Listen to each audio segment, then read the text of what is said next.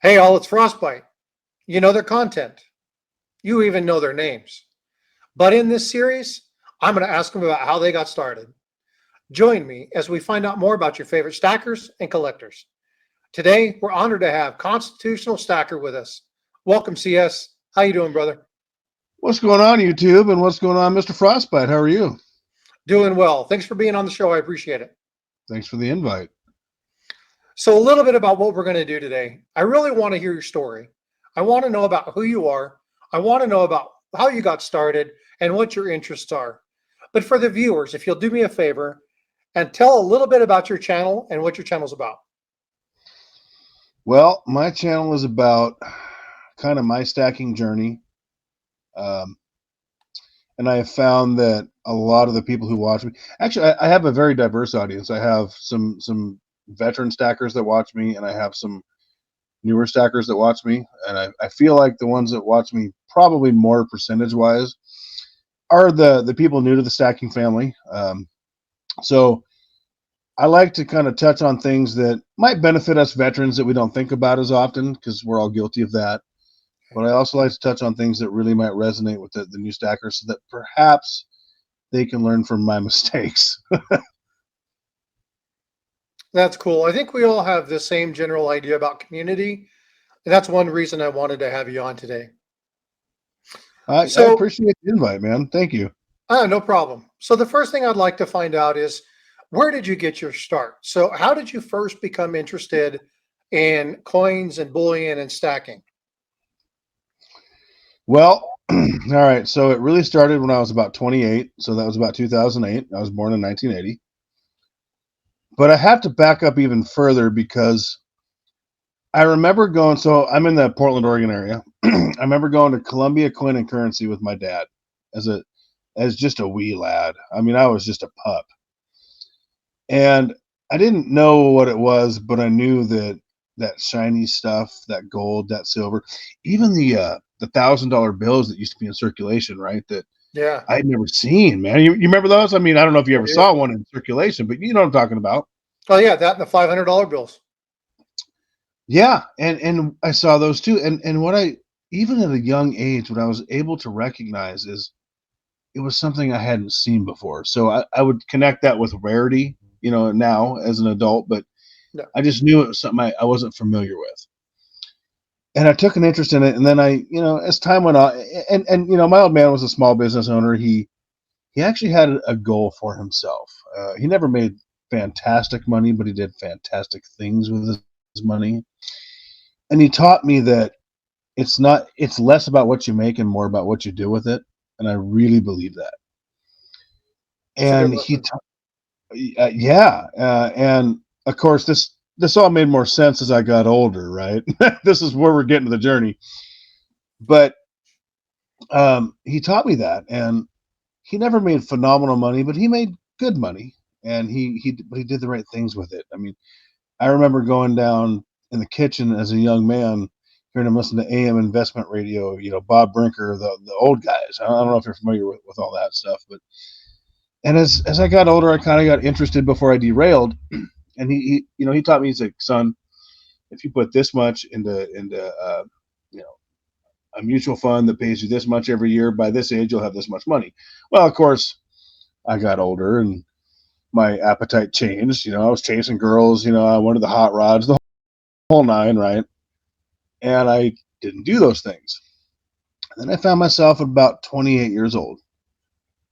I was tired of working outside with water in my boots, being cold. I was tired of living on cheap food at the bulk stores, waiting in line for an hour. Cause you know how those places get, man. To save 30, 40, $50, you're spending 2 hours in line. Um, and I just got tired of it. I told this story recently somewhere. I was so destitute at 28 years old because I couldn't budget my cash. And it was the off season because I worked in landscaping at the time.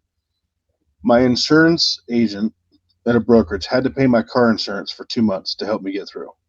And I paid her back, and I think I bought her lunch to make it up to her when I went back to work. But I sat there and I thought to myself, something's not working.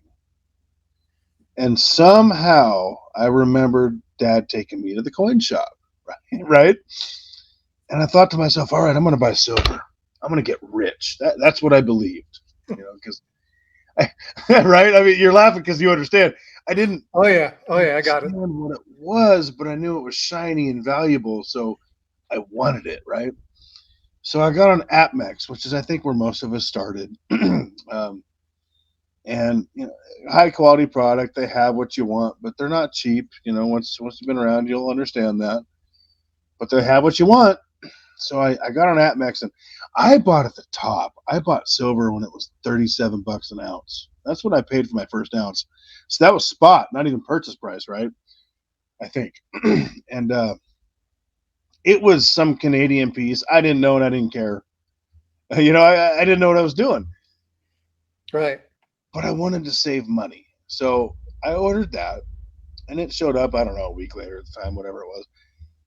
And once I held it in my hand, and I believe I ordered a 1 ounce bar with it or something, because at the time shipping was cheaper, or the limits for shipping were cheaper. I mean, this was, eons ago. I was, 2008. That was, forever ago, right? And I beat the shipping somehow. I scraped enough cash together. And once it got in my hand, I said, wow, this is something. I got to hold this. I got to protect this. And at the time, I was a smoker. I smoked cigarettes for many years. And I said, man, I wouldn't take this and go trade it for a pack of cigarettes. This is something cool, I didn't really understand it. And I'd log into AppMex or Kitco or whatever every day, and I'd look at the prices, right? And I'd say to myself, why am I not rich yet? You watch the pirate movies growing up, in Hollywood, and you think, it's all about treasure, which now it is to me, but that's a different Give me story. some booty. Right. Give me that loot, And I knew I had something. And as time went on, I started putting more cash into money in the form of precious metals, because I couldn't save a dime, Frostbite. I couldn't, on any given day, if you asked me for $50, I couldn't produce it. Could not do it. Didn't know where, if I was going to be able to pay next month's rent. And now I can't understand how I lived that way, looking back. But because I lived that way, I got here. And I kept buying a little at a time. And I stopped for a few years. I just kind of forgot about it. But and then I got really heavy back into it, because I understood it. I understood that it was wealth preservation. I understood, and a lot of people debate, is gold and silver an investment? Yes, it is. And by saying that, I mean, you go to the gym, you invest in your health, your longevity, your future. You know what I mean? It's a different form of investment, but you're investing in money. You're investing in longevity, in long term. And so I knew that it was something I wanted to do. And then one day, I mean, I was on the phone with you earlier, and I'm like, I gotta go to the LCS. I'm taking you with me. You're like, you have an addiction. Yes, I do. I have an addiction to making the money, preserving the wealth that I quite frankly pissed away for many years, because life is short, time is short, and I made the wrong decisions for so many years that I'm eager to make up for it. See, that's really good. One thing that I like about what you're saying is that we all have different paths to get here, right? And some people, they were fortunate and were able to come up through and had the right people in their lives, made all the right choices, made all the right decisions. But some of us didn't have that. Some of us had to learn the hard way. And many of us had to kind of figure it out by happenstance. And so it's good to hear you say that, because I know that there's going to be a lot of viewers that can relate to struggling to make ends meet, and then understanding that that's just not the way they want to do it. Now, stacking gold and stacking silver isn't going to make you rich, but it's going to make you way more wealthy than if you're spending it on McDonald's, fast food, burgers, and clothes, because none of those items are commodities, right? What you just said, the people that didn't have that influence growing up, I want to touch on that and one other thing. I did have the good influence growing up. I, for some reason, chose to take the hard road, right? I chose to not listen. I chose to pretty much be my own worst enemy. I got in my own way. I did everything wrong that I could have done in my life, which is why I had nothing. And I was able to revert back to that and say, okay, I'm tired of having nothing. How do I have something? So when people are in that situation, I know how they feel. um, maybe they didn't have the influence that I had, but I didn't listen to it. I squandered it, if that makes sense. Well, yeah, yeah, I understand what you're saying. So I know what that's like. I will never forget that. I mean, I work 7 days a week, 7 days a week. So I work as a 5 day a week salary, which means I'm never off if something happens, right? I work on my off time as an hourly in a tipping position. I invest and I stack in precious metal, and apparently now I'm a YouTuber. I'm not getting paid, but I mean, Not yet. and when I'm on time, or when I'm on my grind, I go to the gym, and that's a job, that's a full time job. Taking care of yourself, that's a big deal. Oh yeah. So I'm a busy guy, and my old man always told me, if you want something done, give it to a busy person. Um, and there was something else that you said that I really wanted to touch on, but I'm old and I kind of lost my train of thought.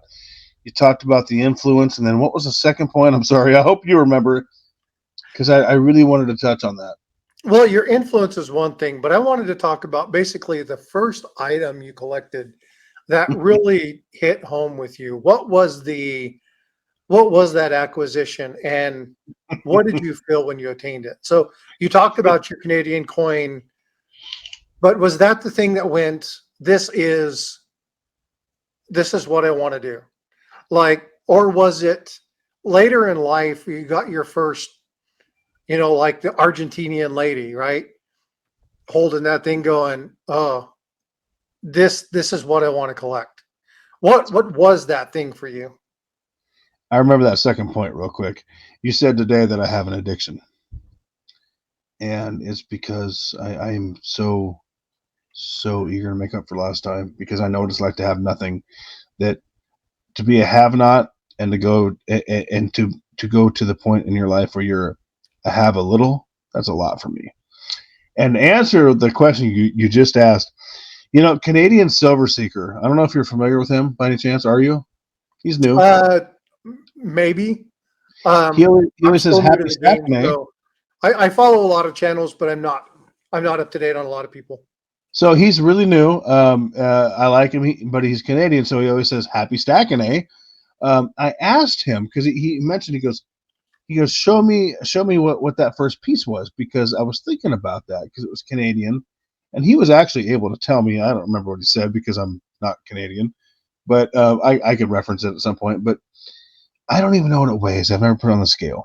What I do know is that I had a piece of I had something physical in my hand that I knew was worth money. That I didn't understand at the time that it was money, but I knew it was worth money, if that makes sense. Yeah, no, perfectly. And it was in my hand, and I could feel it. I could touch it. It had weight. I mean, it weighed something, and it had something stamped on it. And it said silver and Canadian, and that at the time, that's what I knew. And after that, I think I started watching certain guys like Salivate Metal. Um, I think he was on the scene back then. I think he was very new, but I came across some of the OG YouTubers, and I was like, I need to know what I'm doing here. And I Right. started right, and I started understanding. Yeah. Okay, I like silver. I can't afford gold because I'm poor, but I like silver. We'll get down that road at some point, and I need to know more about it. And I think I can't be certain, but I think the first video I ever watched in like 2009, 10, maybe 11 was Salivate Metal. And I kept watching, and I kept watching, and I found more OG YouTubers. I call them goats, greatest of all times. Silverfish VT, he was back in the day. He was great. And I started learning, and I realized, okay, I should be buying certain things, purchasing certain things over other things probably, but I am starting to understand what it is and what it means when it's in my hand. I mean, it's tangible, it's intrinsic. It, it's something. It's not just printed. It's not, uh, uh, uh, it's finite, meaning it doesn't, meaning it's limited. It's not infinite like cash that comes off of a press or is created in a computer screen. I mean, people don't realize this. Every time they swipe their credit card, cash, quote unquote, air quotes, is created. What does that mean? You can't create silver. I mean, you can on the paper market. You can create gold on the paper market, but it's not real. You cannot create something physical. And over time, I began to understand that, and I began to understand. I mean, I equate it to this: if I have a fruit stand, right, and I have 25,000 oranges, and I have 10 apples, and you come to me and you want to give me 10 oranges for one apple, am I going to want it at that point? No. Not unless you have a special orange. Right. I mean, because I have so many. And I began to understand that's what quote unquote money is today. That's what cash is. So it really, and don't get me wrong, I'm not completely outside the electronics assets. I have a Roth, I have stocks, I have, savings and high, quote unquote, high yield savings accounts. But it really changed my perception of what money is. And thousands of years of experience, thousands of years in the world. I mean, not my experience. I'm old, I'm not that old. But thousands of years of history tell me that money and cash are two very different things. Yeah, because money is finite. Cash is not. Right. Yeah. I got what you're saying. I don't know if I answered your question in a roundabout way. I'm hoping I did. I mean, if not, let me know. That's okay. You're like a chipmunk, squirrel. Even a blind squirrel catches a nut, No, you really have. And again, this CS, what I want people to understand, this isn't scripted. I have a couple questions that I want to ask people, but I just want people to talk about their experiences, where they're from, why do they do what they do. See, we look at these channels, we know the names, we know their content, but what do we know about the people who are talking about it? And that's ultimately what I want to get to. I want to get people to go, I can relate. Because ultimately, in my opinion, what this is about, the reason I got started was because of community. I don't have a community here where I'm at. And so I needed to plug into one. And how best to do it, right? Start looking at YouTube, start looking at different videos, finding people of like mind and said, this is something I'd like to do. And what I want to do is I want to grow community. I want to build people up.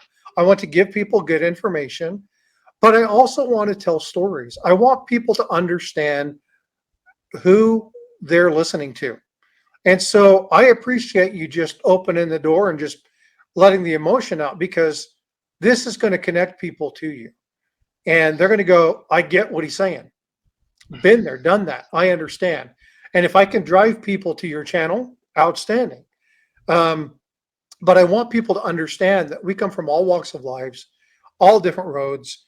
And I'm hoping that in this series, I may be able to take somebody who's kind of on the fence about collecting or stacking or, just trying to figure out what it is, can direct them to the right place and build that community one brick at a time. And I don't care if it's a silver brick, a platinum brick, a gold brick. I don't care if it's a brick of constitutional silver. I don't care if it's copper, a bunch of these, right? I don't care if it's the dime books or the penny books or whatever. Right. I want to find like-minded people who are interested in something, and I want them to plug in and let's build this hobby. Let's build this community. And I don't care if someone wants to stack a base / monetary metal like copper. Whatever you can do every day in your life to get a step further from where you were the day before. It's not about your neighbor. It's not about Salivate Metal having a bigger stack than all of us, because he probably does. It's not about it's not about who has a bigger stack. it's about, what is your situation today compared to what it was yesterday? And I don't care how you get there. I don't even care if you use the electronic markets. I mean, I use them to a degree, and then I take the profits and turn it into metal. I don't care how you get there as long as you're not doing the wrong thing. It's all about, am I better today, or do I have a plan today to be better than I tomorrow? So To me, this is a that's perfect important. segue into my next question. Uh-oh. So this is the last question that I'll ask.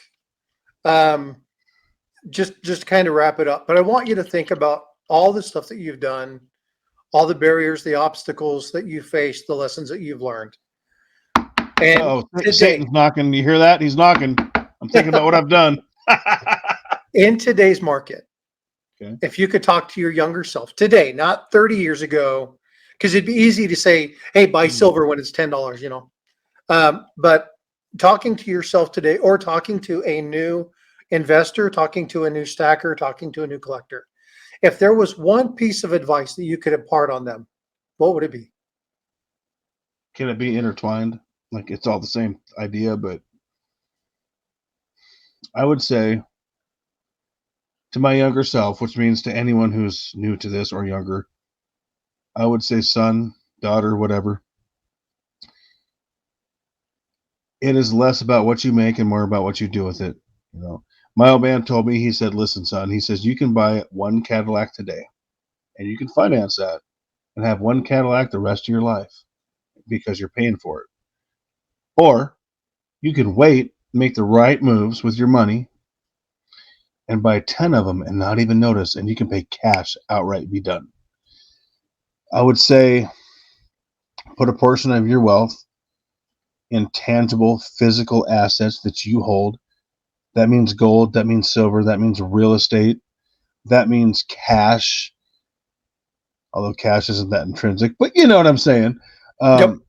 Outside the market, protect it, buy a safe, buy an alarm system, maybe implore the 2A. I mean, you're in Texas. I'm sure you're comfortable with that. I'm extremely comfortable with that. I'm not going to go down that rabbit hole, but do what it takes to protect your wealth. And my old man also told me, he said, son, I'm old now. It's too late for me to do this. But if I was younger, because he was a very, very safe, conservative investor, he would rather have the steady 5 or 6% and build upon that than take the risk. And I took the risk in 2019, and I'm going to be honest with you, I made 4,700% on a certain stock during the medical crisis because I made a bet and I won. I didn't have enough leverage to make any real money. I made about 10 grand, give or take. But he told me, he said, I would have taken a portion of my portfolio and I would have been a little bit more aggressive or liberal with that portfolio. So I think if you have your bases covered, which is interesting because I did a video on this, the bigger your stack gets, the bigger your financial house becomes, the smaller it feels, which is true for me. Like I have more metal than I've ever had in my life, and I feel like I have nothing because my appetite has changed. But he said I would change how I invested. I would take more risks with a smaller portion of my portfolio. And I really understand that now. I do. But I also understand that the more net worth I have, which it's not impressive, but it is for me. The me 15 years ago could not have done this. So it's impressive for me, but compared to Bill Gates, I'm an ant. I'm not even an uncle, I'm an ant. I'm a gnat. But I would probably tell myself those things. But I would also tell myself, don't get stupid. Don't, if you're going to gamble in certain markets, not on the casino table, not on the video poker machine. If you're going to gamble in markets, but do it educated and have a base foundation so that if your gamble doesn't work, you're going to be okay. That's what I would tell myself. That's good. If I could add one thing to that, it would be don't go in debt to do it. Right. Right. Stay within your means. And That or live under your means if you can and be comfortable. Be comfortable. Yeah, too often people just exceed their means.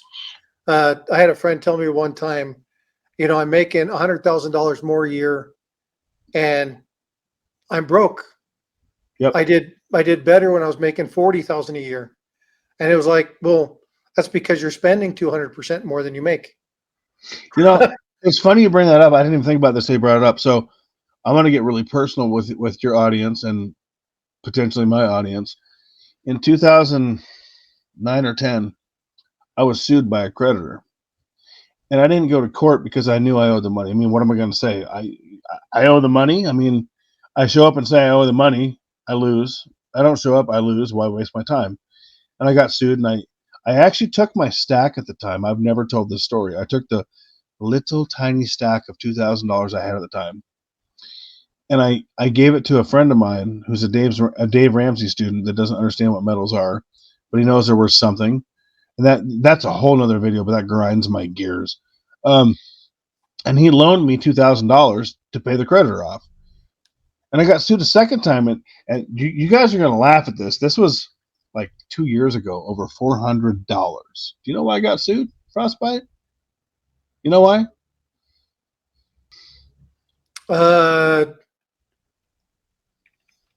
Medical bills. Yes, but there's a reason. I went in there. I'd had my finger lanced, and they used this lidocaine garbage, right? And they cut me to the bone, which is fine. The infection went away. And he looks at me and goes, "Well, you're doing pretty good." I was like, "Well, I could scream, I could hit you, or I could let you do your job and take the pain." He gave me antibiotics, didn't give me anything for the pain. And it wasn't even the fact that he hit a nerve and my finger didn't work right for like a year. That didn't bother me because how's he to know? What bothered me is he was so afraid to prescribe me like 4 Vicodin to get me through 2 days, of being cut to nearly the bone. And the first thing he said is, "Oh, I got to cut someone today," when he came in. I didn't pay it. They sent me a lawsuit paper. I called the court. I said, "I want to pay it." They said, "What?" I said, "I want to pay it." She says, the court clerk says, "You want to pay your debt?" I'm like, "Yeah, I didn't like the service I got, so I thought maybe if I didn't pay it, they would eat it because I'm irate and I wrote letters and no one listened, but I'll pay it." She goes, "Wow, that's great. That makes my job easier." So my point in telling the story is there was a time where I couldn't pay it because of my choices for my debt. There was a time where I could be choosy and pick, all right, I'll pay it now because I can, even though you don't deserve it. Does that make sense at all?